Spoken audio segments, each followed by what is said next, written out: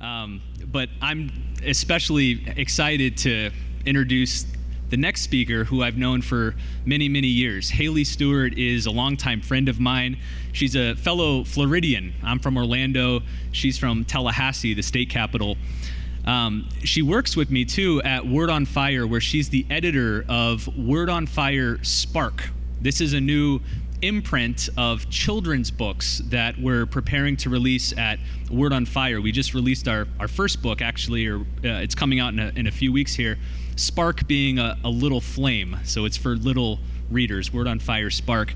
So Haley describes herself as a midwife for children's books because she's working with all these authors and illustrators to give birth to these new titles.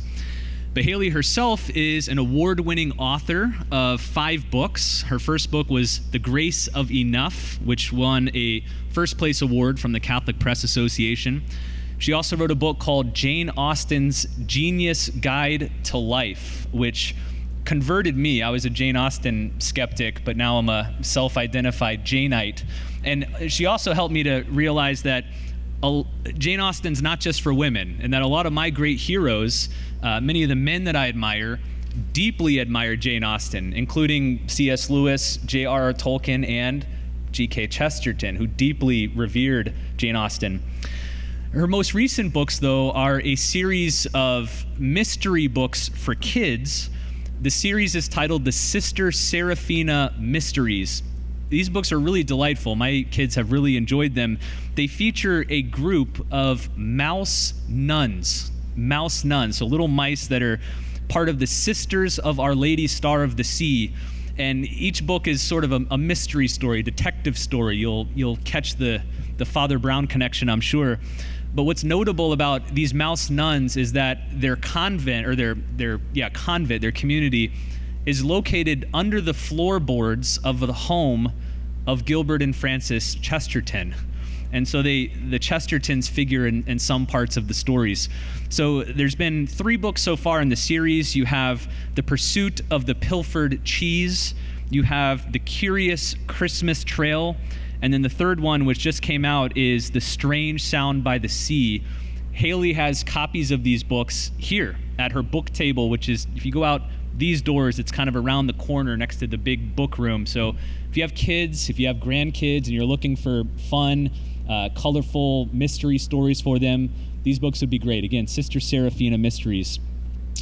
But today, Haley will be speaking on the topic of Chaos is Dull, Chesterton's Mysteries and the Delight of Order Restored. And as a Chestertonian and a mystery writer, I don't know anyone better to speak on that topic. So please join me in welcoming my good friend Haley Stewart.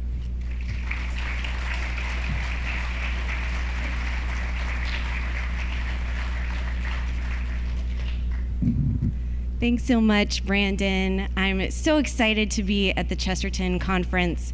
I've been wanting to come for many years, and then being invited to speak gave me a wonderful excuse to get away and leave my 4 children with my husband. I've had a couple of people ask me, do you feel bad leaving the kids with Daniel for 3 days? And here's why I don't. So my husband was traveling the beginning of the week. He's a distiller, and he had a work trip to New Orleans. It was a cocktail conference. So it's a tough job, but somebody's got to do it. So he's had his fun, and I'm here with a clear conscience. I've had a great time. I first encountered Chesterton in high school. I somehow picked up a copy of The Man Who Was Thursday. I don't know exactly why. I guess it makes sense that I'm now in publishing. I must have been a weird high schooler. But I remember just going on this wild ride with The Man Who Was Thursday. It's so disorienting. It's so strange.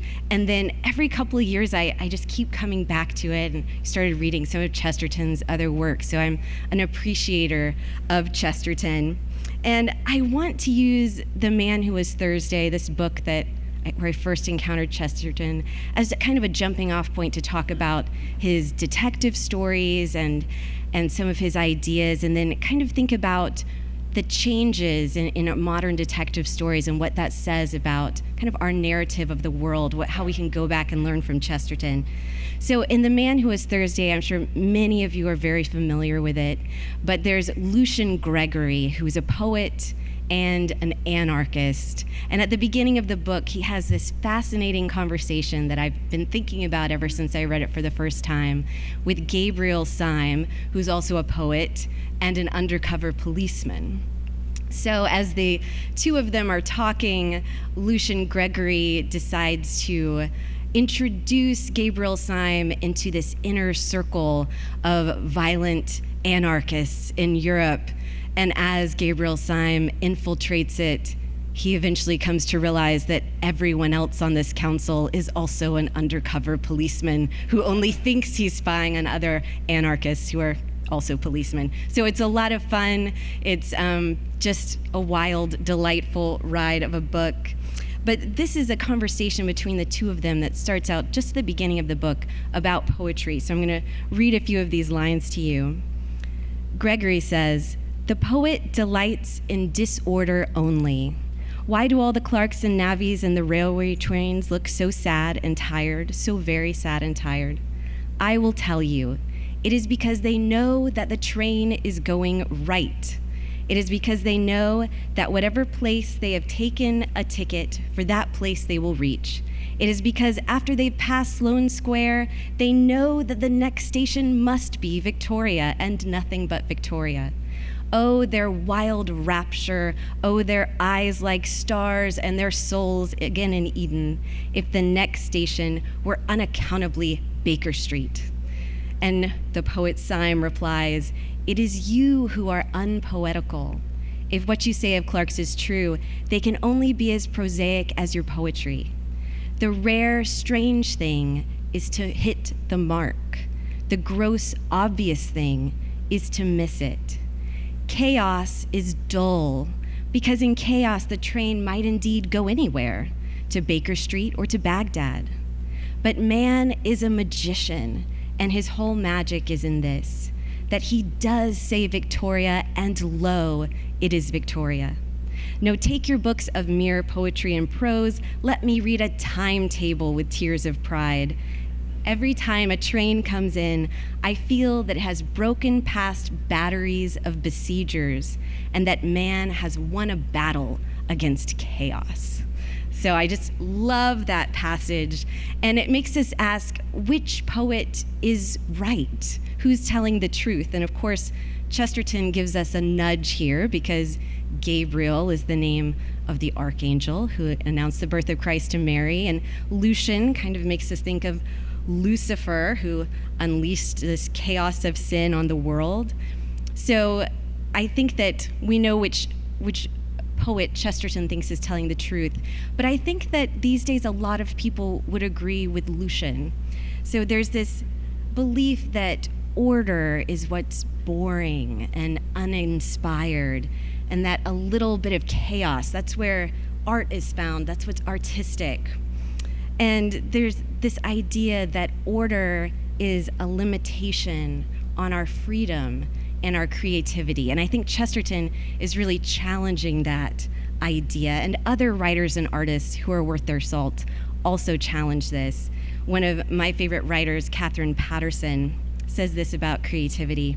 She says, "There's no such thing as unlimited creativity.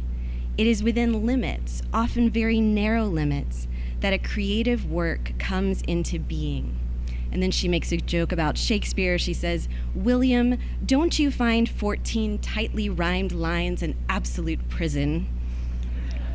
Form is not a bar to true expression, but the boundaries within which writers and artists freely choose to work." Or as Orson Welles put it, "The enemy of art is the absence of limitation." Or as Chesterton himself said, "Art consists of limitation. The most beautiful part of every picture is the frame. And art, like morality, consists of drawing the line somewhere. Without the limits of order, we really can't make art at all. We have to have a form that allows the art to be cultivated. So order is a necessity to art, including poetry. And it's that order rather than the dull chaos that leads us to wonder. And this is something so many people have touched on this weekend, Chesterton's ability to help us see through his eyes that are so good at seeing wonder. And we really can't experience that with boring chaos. Or if we just have a jumble of letters, that doesn't make art. If we put them into words and sentences and paragraphs, then we're really talking. So you have to have that form, and order is this catalyst for wonder. I think we can even just think of looking at a snowflake under a microscope. We're just bowled over by the order that's so incredible. So my second-born child was born with just the tiniest little divot in one of her ears. And I took her to the pediatrician for one of her first checkups, and I asked him about that. I said, what's going on there? And he said, it's nothing to worry about. It's just one little tiny spot of her body that didn't develop properly. And then he said, what I'm so amazed by is all the things that could go wrong, and yet so often they don't. It's the miracle of a child being born. And I think every parent definitely has experienced that, looking at their child, and I can't believe she's really got 10 fingers and 10 toes. This is incredible. It's miraculous, and it causes us to really wonder. As Gabriel Syme said, the rare, strange thing is to hit the mark. The gross, obvious thing is to miss it. So I want to explore this idea of order and how it brings us to awe and wonder, and chaos and how it's actually dull, through the medium of a genre that Chesterton wrote in, that he defended, which is detective mysteries. And in a way, I think that these mysteries do what Gabriel Syme describes when the poetic train goes to the right station. They're about winning a battle against chaos. And the detective is the warrior who's fighting the battle. So for a little bit of fun background on Chesterton and detective fiction, Chesterton was the first president of the Detection Club, which was a secret society for crime writers. It was founded in 1930. It included Dorothy Sayers, Agatha Christie, other famous crime writers of the time. And there's a film that came out a few years ago called Midnight in Paris. It had Owen Wilson, and he was a writer visiting Paris, and then at night he'd kind of get whisked away into this era that he really was fascinated by, and meet Ernest Hemingway and Gertrude Stein and their whole literary set. But I think it would probably be even more fun to go to Midnight at the Detection Club and go to London and go to one of these meetings where on your way into the event, Chesterton himself would prompt you to swear on a skull that your story's detective would make no use whatsoever of divine revelation, feminine intuition, mumbo-jumbo, jiggery-pokery, coincidence, or act of God, and that you would conceal no vital clues from the reader and be sure to honor the king's English. Should you fail, a horrible curse would befall you. May other writers anticipate your plots. May total strangers sue you for libel. May your pages swarm with misprints and your sales continually diminish. It's a terrifying prospect for a writer. But they had all kinds of rules for creating the best kind of mysteries instead of taking cheap ways out of solving it. Detection Club member and Catholic priest Ronald Knox came up with a 10 commandments of detective fiction, including not more than one secret room or passage is allowable. And, this is my favorite one, twin brothers must not appear unless we have been duly prepared for them. It's a lot of fun. So I find all that delightful, but I'd like to zoom out and consider the big picture of what a detective mystery is, because I think that detective mysteries are stories that point to a deeper story, to the deepest story, in a way almost like fairy tales do. And we'll get to that, but Chesterton kind of compares them to fairy tales. So in detective fiction, we enter an environment of chaos, right? Justice has been breached, the world is in disorder. And then from this chaos, the detective has to enter the scene and bring order out of chaos. And this restoration of order brings us to wonder and brings delight. So the detective might be Chesterton's Father Brown. He could be Dorothy Sayers' Lord Peter Wimsey, or Agatha Christie's Hercule Poirot. And then many, even today, of the best-selling stories, the popular stories, draw on this detective fiction structure. The detective might be Harry Potter and his sidekicks, Ron and Hermione, and they're solving a mystery at Hogwarts. Often our most popular TV shows are this structure. Dr. House is the medical detective who has to solve this medical mystery by the end of the episode. But this structure goes back to the oldest stories.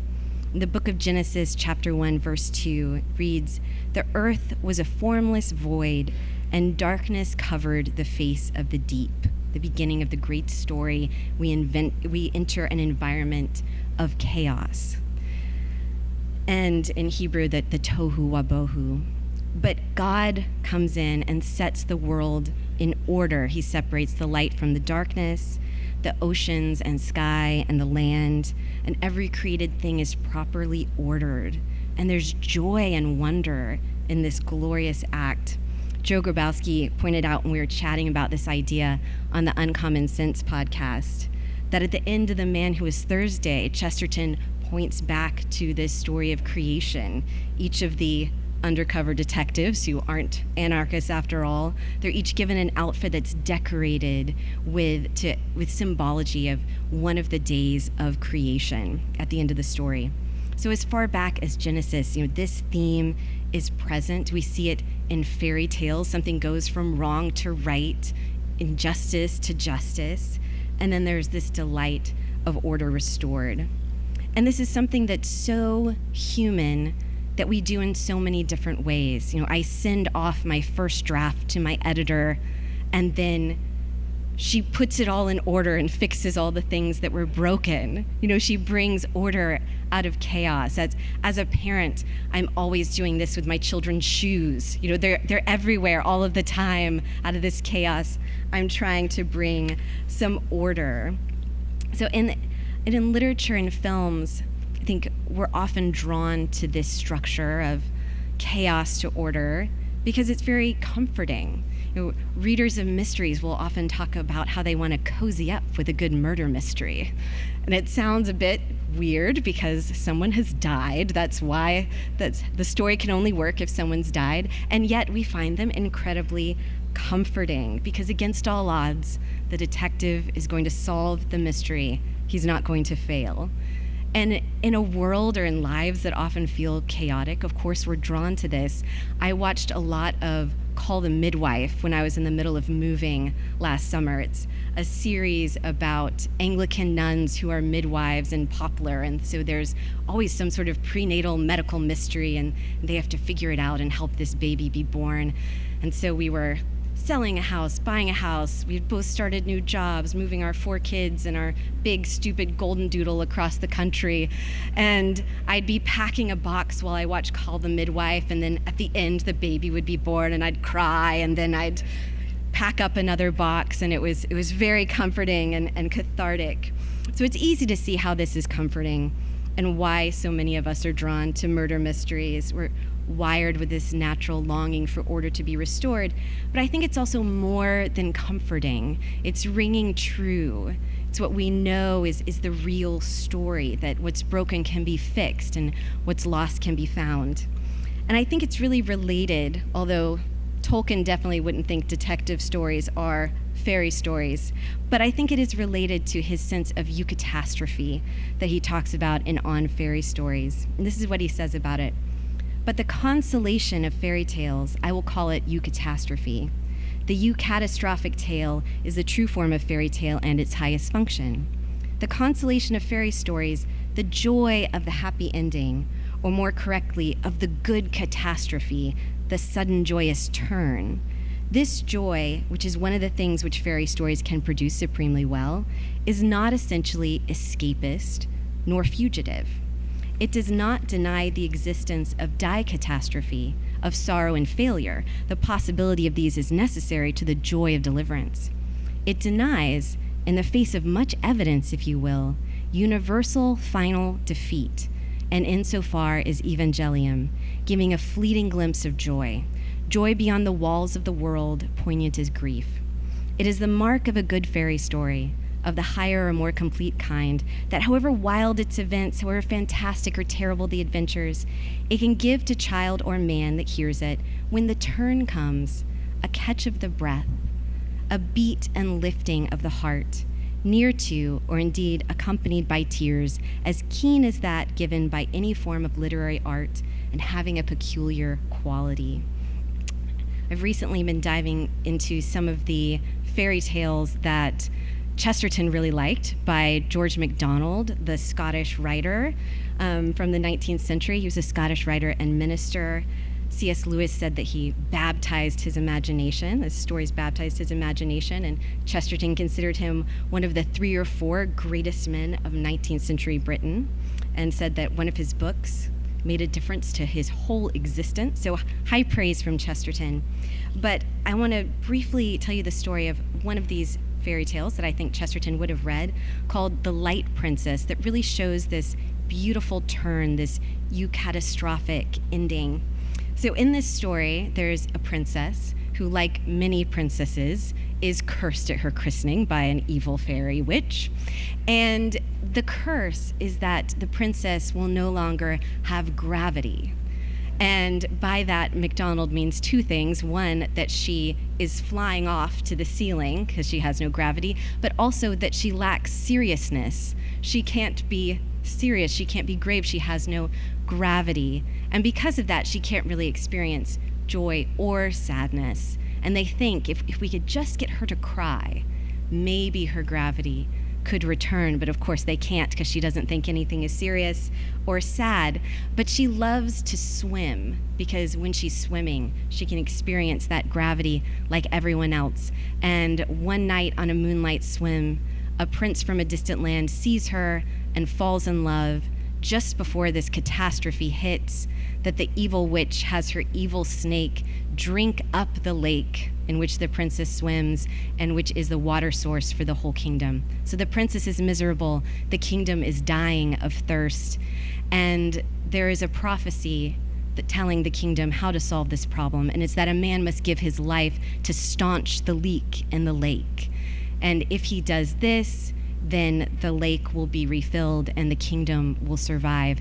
And so the prince, wanting and not being able to bear that the princess is unhappy, says, I'll do it.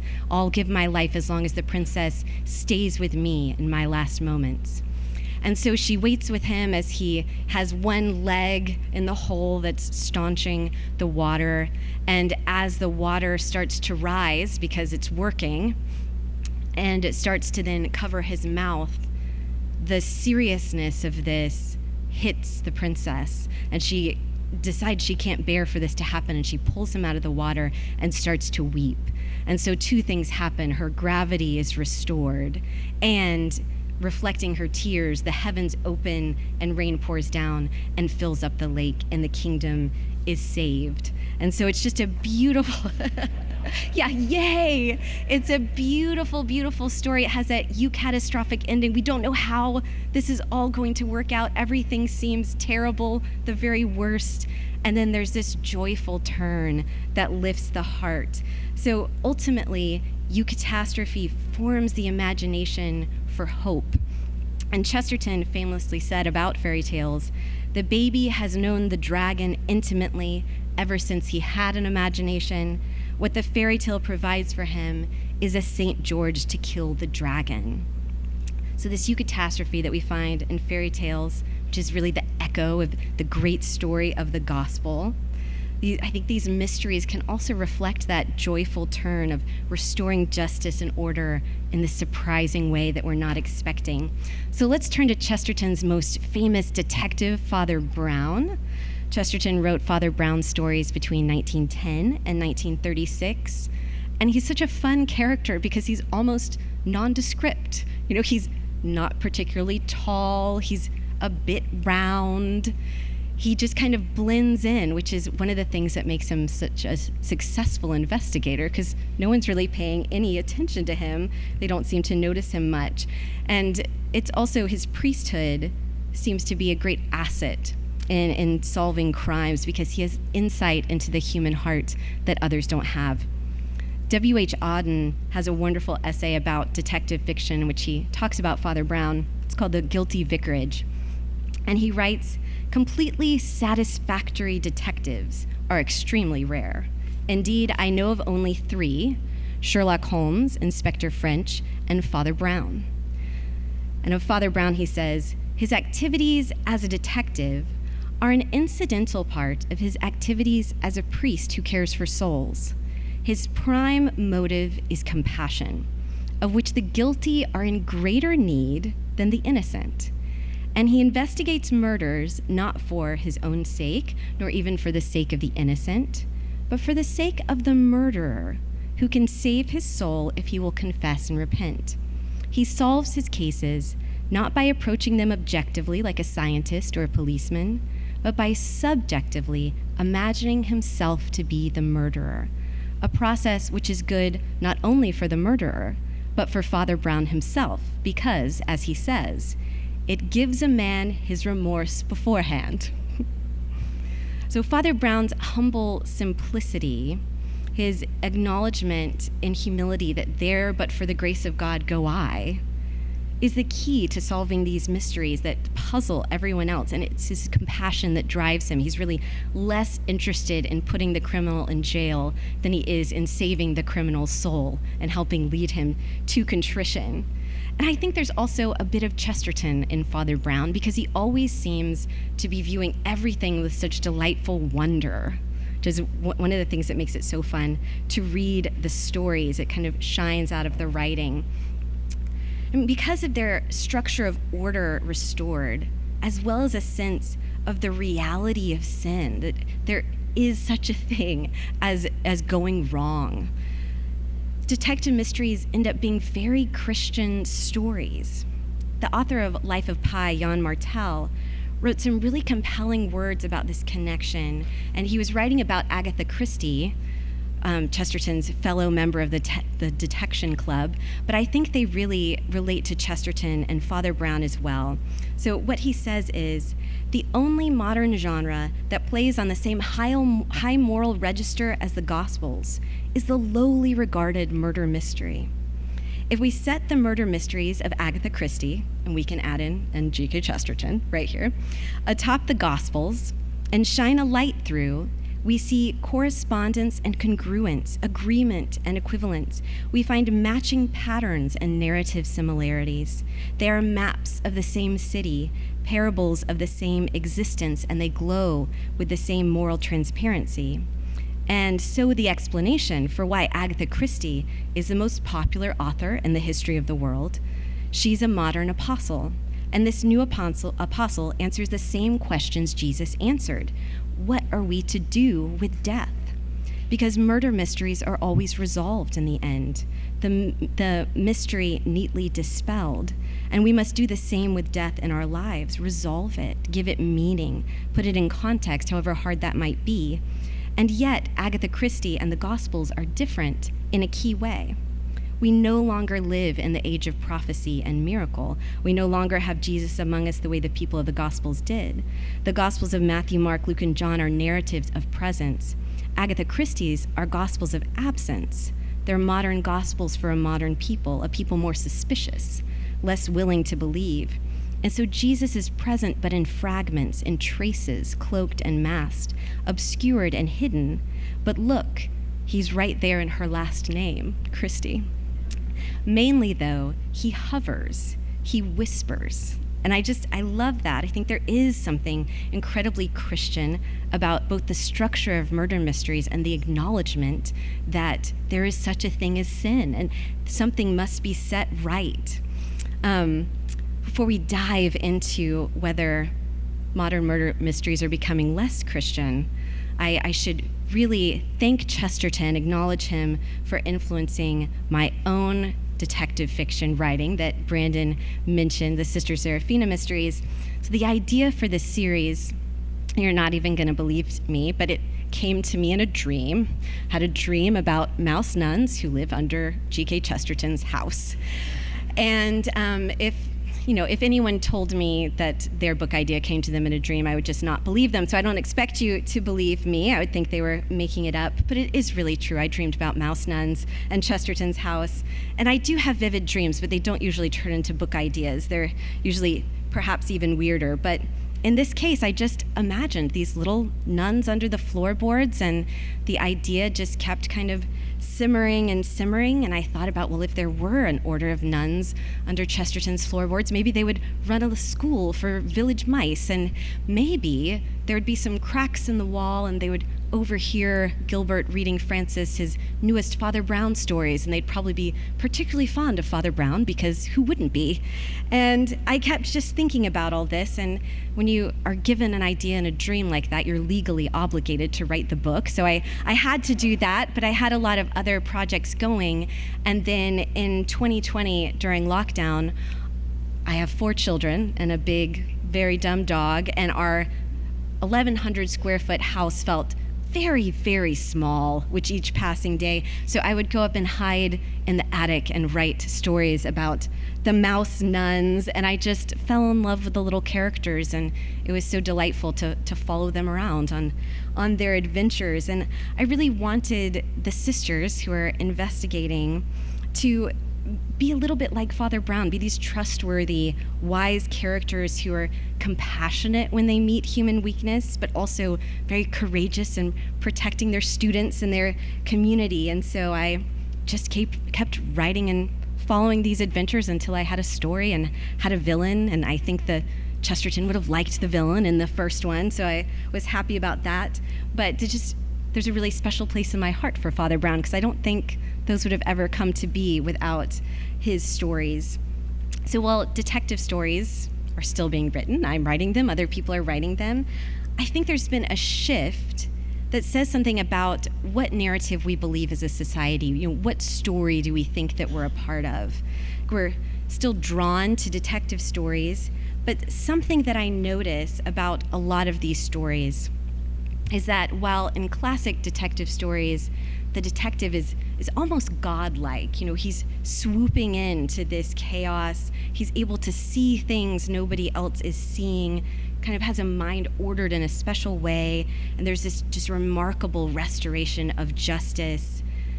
But modern mysteries, it seems like they can't abide having a just and sane detective, seem allergic to that. And I think it makes the stories less satisfying, because instead of a detective coming and restoring justice and order, the drama often revolves around the detective himself. That the detective is perhaps mad. The detective is not seeing clearly.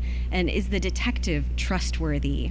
And so instead of a sane figure coming in to restore sanity to madness, it's kind of a world of madness with a mad detective coming in and stumbling around. And I find that very interesting. And I don't think Chesterton would have liked this trend, because he does comment on this idea a little bit. In The Man Who Is Thursday, he says, "For even the most dehumanized modern fantasies depend on some older and simpler figure. The adventures may be mad, but the adventurer must be sane. The dragon without St. George would not even be grotesque."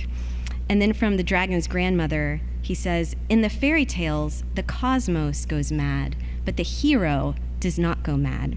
In the modern novels, the hero is mad before the book begins." So I really wonder if what we have is the presentation of a mad world with a mad detective instead of a figure that kind of reflects God coming in. The figure instead is very, very broken and disoriented as well. And I think there's a lot of examples of this. I think one great way to look at this is Agatha Christie's Hercule Poirot, the detective with the mustache. And then now we have these films by Kenneth Branagh, where his character is very different. He's a very broken character. The mustache is covering up his injuries from the war and all of his trauma. He's very damaged. And so just seeing that shift for the same character from the books and then now the recent films. But I think the best example is a series It's a British series called Marcella.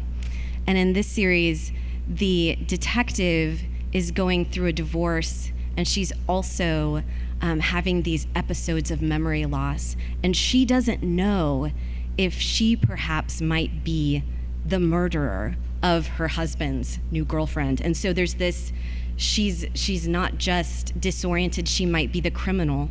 And it's so confusing and strange. You have the mad detective. And so there's really no symbol of justice or order that can be restored. It's all confusion and chaos without that resolution. It makes me wonder if it's because we believe we're in a world of mere chaos. There's just chaos and nihilism. And so we don't have that hope of order being restored. And so I think that that's an important thing to consider, and the gift of these classic stories. How can we bring that narrative back to form our imaginations and the imaginations of our culture, that ultimately, as Tolkien said, it's not going to be ultimate final defeat. There's going to be the joyous turn. I think that I've been reading a lot of Catherine Patterson, because she writes a lot of essays on writing for children, which is what I do and what I help writers do for Word on Fire Spark. And she talks about the importance of offering stories that form the imagination for hope, and not just positive thinking, but real hope, because children can tell the difference.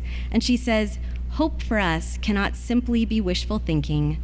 Hope is a yearning rooted in reality that pulls us toward the radical biblical vision of the world remade.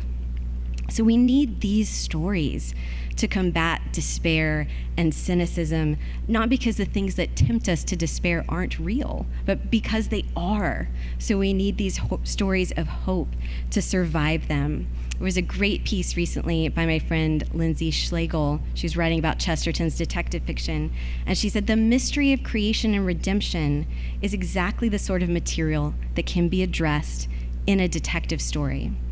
And in Chesterton's great little essay, A Defense of Detective Stories, he talks about how detective stories are the earliest and only form of popular literature in which is expressed some sense of the poetry of modern life.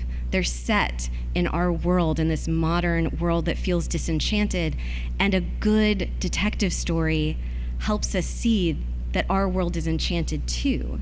So he writes in this essay, first he's defending the lowly murder mystery from its critics. He says, the trouble in this matter is that many people do not realize there is such thing as a good detective story. It is to them like speaking of a good devil. To write a story about a burglary is, in their eyes, a sort of spiritual manner of committing it. So funny. There is, however, between a good detective story and a bad detective story as much, or rather more, difference than there is between a good epic and a bad one.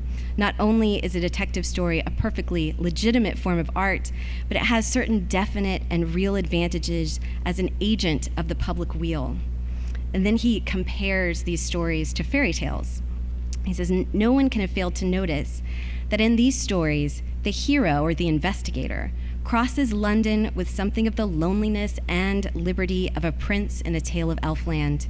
That in the course of that incalculable journey, the casual omnibus assumes the primal colors of a fairy ship. The lights of the city begin to glow like innumerable goblin eyes, since they are the guardians of some secret, however crude, which the writer knows and the reader does not. Every twist of the road is like a finger pointing to it. Every fantastic skyline of chimney pots seems wildly and derisively signaling the meaning of mystery. So Chesterton's detective fiction was enchanting modernity, helping us see the world through those eyes of wonder and see in this story, this arc of ultimate hope, this eucatastrophe. And then I see this shift in detective fiction is taking any enchantment we might have out of the modern world and taking the hero out of the tale entirely. So I hope that we can put on, the lenses of Chesterton, kind of see the modern world with these fresh eyes of enchantment, notice the enchantment that's already there, and understand what story we're a part of.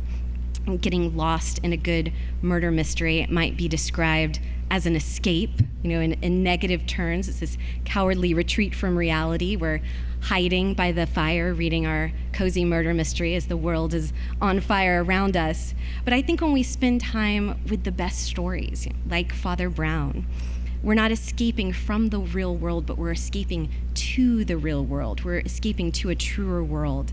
The best stories give us that gift of reminding us what story we're a part of. And without that, our vision gets blurry. They help form our imagination to understand the deep truth that the universe is not rooted in chaos. It is anchored in love. And so this isn't escapism. It's the real reality. And so it helps us believe that ultimately there is hope. We're not the result of mere chaos. We're created by a loving and just Father. So I think that's the gift we receive from Chesterton when we read his stories. And we also learn something about the writer when we read his work. So I'm going to end with a lovely quote from Catherine Patterson that makes me think of what we see in Chesterton when we read his stories. The word reveals the creator, and as our universe in its vastness, its orderliness, its exquisite detail, tells us something of the one who made it, so a work of fiction, for better or worse, will reveal the writer. Thank you so much.